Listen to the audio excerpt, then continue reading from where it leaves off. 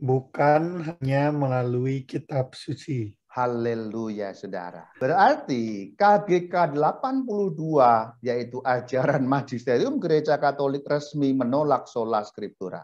Contoh yang menuliskan, Anda bisa buka dalam kitab Apologia, tulisan Santo Justinus Martir tahun 155, itu dituliskan rinci mengenai bagaimana Ekaristi dirayakan. Seperti itulah sejak zaman para rasul. Kalau kita perhatikan kitab Apologia itu, ya sama dengan yang kita rayakan. Titus seorang episkop, seorang uskup. Jadi jabatan uskup, jabatan presbiter itu landasan Alkitabianya sangat jelas. Dan suksesinya, perhatikan suksesi. Suksesi itu dari kata bahasa Latin successio, artinya penerusan. Jadi meneruskan yang sebelumnya. Yang memimpin jemaat kan para rasul. Tapi karena ketidakhadiran para rasul, entah karena berpindah tempat, jemaat yang makin banyak, atau para rasul gugur sebagai martir, maka harus ada yang melanjutkan. Nah, suksesio itu apa? Melanjutkan, meneruskan. Ini saya sekaligus juga menjawab beberapa orang yang keberatan. Apaan sih KGK kan bukan norma iman? Ya memang bukan norma iman. Tapi KGK kan pengajaran gereja alias magisterium yang disimpulkan dari isi Alkitab dan tradisi suci. Ada landasannya, Ram. Mana ayatnya? Itu 2 ayat tadi, Ram. Titus 1 ayat 5 dan Kisah Para Rasul tadi. Katakan amin, saudara. Haleluya, saudara. Katakan amin, saudara. Yang setuju katakan amin, saudara. Haleluya, saudara. Amin, amin, haleluya, saudara. Itulah landasannya jelas. Jadi jabatan uskup sampai sekarang itu ada landasannya jelas. Yang setuju katakan amin, saudara. Amin, haleluya. Contoh dalam 1 Korintus 11 ayat 23 itu ada lisan dan ada tertulisnya. Jadi Ekaristi itu mengandung apa yang lisan sekaligus apa yang tertulis. Ekaristi mengandung tradisio dalam bentuk lisan sekaligus tradisio dalam bentuk tertulis. Yang tertulisnya apa? Tuhan Yesus memerintahkan adanya perjamuan kudus, alias pemecahan roti, alias Ekaristi, kita sekarang menyebutnya misa, itu kata yang sama. Ada enggak, Vin, ayatnya perintah Tuhan Yesus supaya kita merayakan Ekaristi? Ada, Rama. Ada. Anda buka Injil, ada semua. Meskipun dalam Injil Yohanes secara tersirat di Yohanes bab 6. Bahkan ada juga di ayat 1 Korintus ini. Jadi ada 5 tempat. Dan semuanya sepakat. Kurang lebihnya adalah lakukanlah ini untuk mengenangkan daku. Sebagai kenangan akan daku. Itu diulang terus di dalam konsekrasi kan. Lakukanlah ini, itu ada ayatnya. Itu tertulis atau tidak? Tertulis. Tertulis. Ada di Alkitab. Ada di Alkitab. Mana ayatnya? Ya ada, lu carilah, ada gitu ya. Saya nggak mau membahas itu lebih lanjut karena bukan tema kita. Yang lisannya apa? Yang lisannya adalah tata cara bagaimana pemecahan roti itu dirayakan. Ada nggak tata caranya? Ada nggak ayat yang menyatakan? Oh, ayatnya tidak ada di Alkitab. Ayat mengenai tata cara bagaimana dirayakan. Ada tidak? Di Alkitab tidak ada. Di Alkitab tidak ada. Tidak ada ayat yang mengatakan lakukanlah ini sebagai kenangan akan daku. Caranya dan urutannya begini loh. Tidak ada. Ada, Rama. Tidak ada. Lalu secara rinci tentu tidak ada. Secara rinci tentu tidak ada. Lalu dari mana umat memperoleh pengertian atau pengetahuan mengenai tata cara perayaan Ekaristi itu? Ya lisan, dipraktekkan, dirayakan langsung dari para rasul.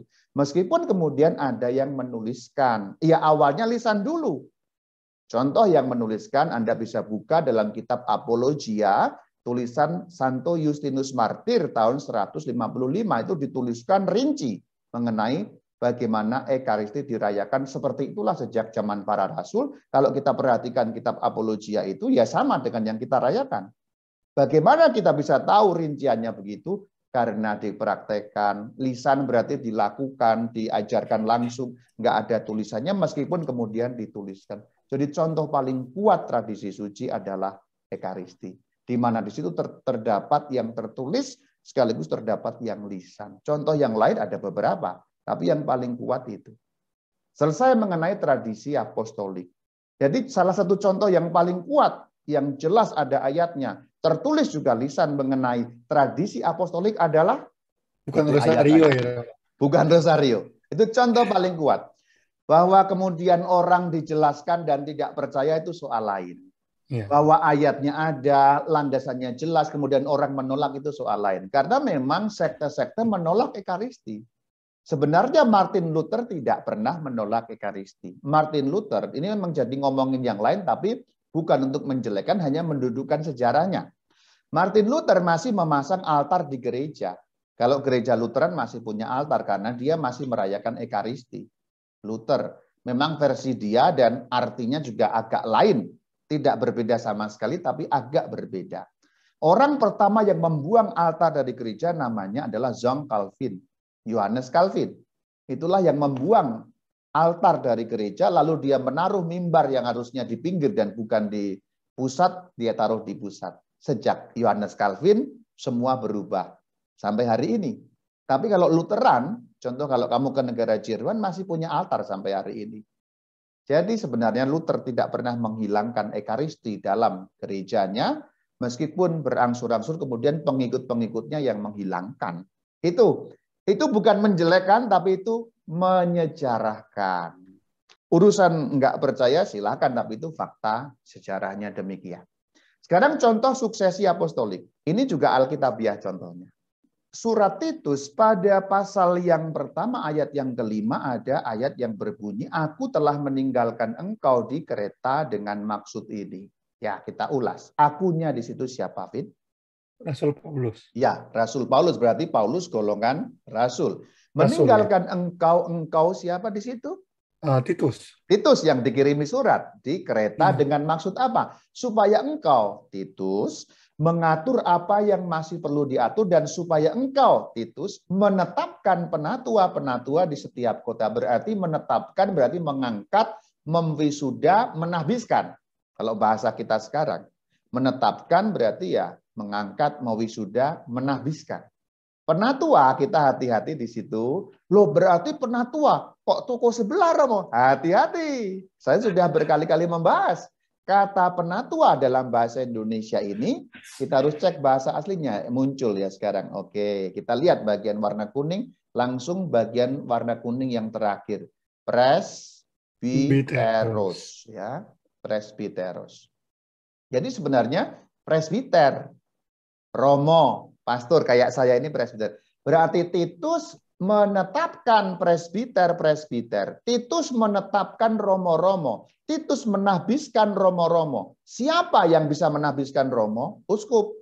Titus seorang uskup. Berarti Titus ditinggalkan di Pulau Kreta oleh rasul, yaitu Rasul Paulus dalam hal ini, supaya dia menjadi uskup di Pulau Kreta. Karena Paulus kemudian pergi ke tempat lain, dia tidak lagi bisa memimpin di Kreta karena harus ke tempat-tempat yang lain. Berarti kepemimpinan di Kreta diserahkan kepada siapa, Fit? Kepada Titus. Kepada Titus yang adalah seorang uskup. Seorang uskup. Karena hanya uskuplah yang bisa menetapkan presbiter, presbiteros, presbiteroi, romo, pastor kalau dalam bahasa kita di Indonesia, pater. Nah itulah Titus seorang episkop, seorang uskup. Jadi jabatan uskup, jabatan presbiter itu landasan Alkitabiahnya sangat jelas. Dan suksesinya, perhatikan suksesi. Suksesi itu dari kata bahasa Latin successio, artinya penerusan. Jadi meneruskan yang sebelumnya. Yang sebelumnya di Kreta diteruskan sekarang. Jadi maksudnya adalah yang memimpin jemaat kan para rasul. Tapi karena ketidakhadiran para rasul, entah karena berpindah tempat, jemaat yang makin banyak, atau para rasul gugur sebagai martir, maka harus ada yang melanjutkan. Nah, suksesio itu apa? Melanjutkan, meneruskan. Berarti di sini kita jelas sekali punya landasan ayat suksesio apostolika, suksesi apostolik. Artinya suksesi apostolik itu apa? Penerusan para rasul. Jadi meneruskan karya para rasul. Lihat juga dalam ayat yang lain. Praksis Apostolat 14 ayat 23. Di tiap-tiap jemaat, rasul-rasul itu, perhatikan, ini tidak hanya satu rasul loh ya. Rasul-rasul itu menetapkan penatua-penatua. Lagi-lagi penatua itu presbiteros. Jadi rasul mengangkat para presbiter sebagai yang memimpin jemaat di situ. Tadi mengangkat episkop. Nah ini bagaimana suksesnya apostolikanya jelas sekali, landasannya jelas. Maka berdasarkan Kisah Rasul 14 ayat 23 salah satunya, juga berdasarkan Titus 1 ayat 5 dan beberapa ayat yang lain, salah duanya di situ. Salah dua itu ada nggak sih? Nggak ada ya. Salah satunya berdasarkan Praksis Apostolan 14 ayat 23, Gereja Katolik merumuskan ajaran dalam KGK 77. Ini saya sekaligus juga menjawab beberapa orang yang keberatan. Apaan sih KGK kan bukan norma iman? Ya memang bukan norma iman. Tapi KGK kan pengajaran gereja alias magisterium yang disimpulkan dari isi Alkitab dan tradisi suci. Maka kalau saya mengutip KGK pasti benar. Karena KGK itu dirumuskan berdasarkan Alkitab suci dan tradisio. Buat Anda yang suka protes, apaan kok yang dikutip KGK? Ya memang harus kutip KGK kalau orang Katolik.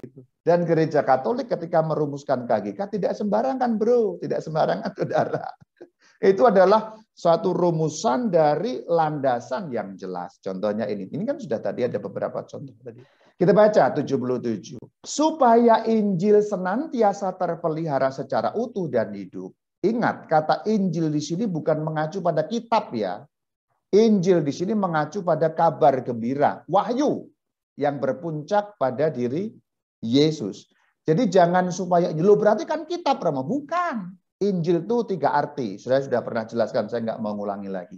Jadi Injil di sini artinya wahyu ilahi, kabar gembira tadi.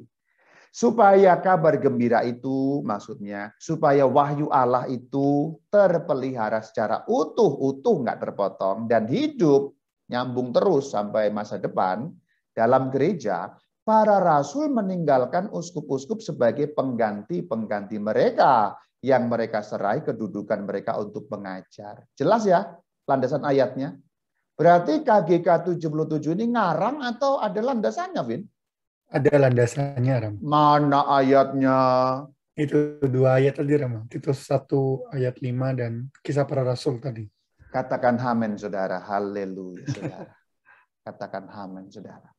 Yang setuju katakan amin, saudara. Haleluya, saudara. Amin, amin, haleluya, saudara. Berarti KGK 77 ngawur ya, Vin ya? Enggak lah, Ram. Enggak. Ada dasar. Ya, ada dasarnya. Maka perkataan gereja Katolik di sini ketika mengatakan para rasul meninggalkan uskup-uskup, maksudnya meninggalkan itu memberi generasi selanjutnya. Itu maksudnya uskup-uskup yang tadi disebut salah satunya Titus, juga Timotius dan beberapa orang yang lain, itu landasannya jelas. Jadi jabatan uskup sampai sekarang itu ada landasannya jelas. Yang setuju katakan amin, saudara. Amin, haleluya. Berarti mengenai tradisio dan mengenai suksesio, jelas ya? Jelas, Ram. Saya memperluas dan memperdalam pengertian yang sudah ada. Karena orang Katolik begitu ngerti tradisi suci, tapi kalau diminta contohnya apa? Bingung. Suksesi bukan apostolik. Rosario ya, Ram. Bukan Rosario loh ya. Contoh yang paling kuat mengenai tradisi suci itu apa? Haleluya, saudara. Ekaristi, tradisi apostolik. Contoh yang paling kuat mengenai suksesi apostolik apa? Ya uskup, presbiter, itu kayak saya ini kan. Saya ini contoh hidup loh. Gak hanya contoh mati loh ya. Ini contoh hidup loh ya. Mau kemana lagi? Mau cari kemana? Ini gitu. Karena uskup kan nggak bisa melayani di Subang, maka saya ditahbiskan untuk melayani di berbagai tempat, termasuk sekarang Subang. Itu maksudnya kan.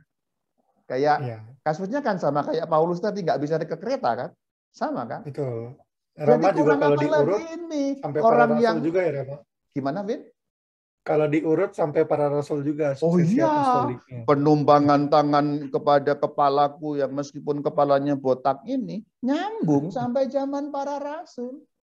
Nyambung loh Rasul Petrus, enak aja, sembarangan. Ini contoh yang hidup, mau kemana lagi kamu cari contoh? Haleluya, katakan amin, saudara. Clear ya?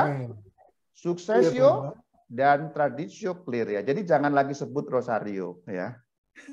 Saya sedih kalau itu amin, haleluya, sedih kalau. Contohnya apa? Rosario, ziarah, bulan Mei, bulan Maria, itu bukan contoh, itu bukan tradisi apostolik itu devosi yang muncul kemudian dalam perkembangan karena ajaran apostolik yang bisa disimpulkan, yang atau dikembangkan bukan karena mengkhianati ajaran. Itu bukan tema kita soal lain. Nah, sekarang yang kedua, kita mau bicara mengenai transmisi dan interpretasi. Saya yakin ini nggak pernah disebut. Kalau tradisi dan suksesi sering disebut.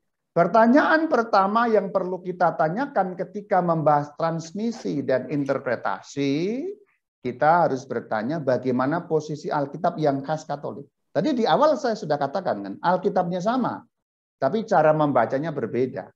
Cara membacanya berbeda berarti kedudukannya berbeda. Bagaimana Alkitab didudukan, bagaimana posisinya yang khas Katolik itu ada. Mari kita lihat. Dalam KGK 82 dikatakan demikian.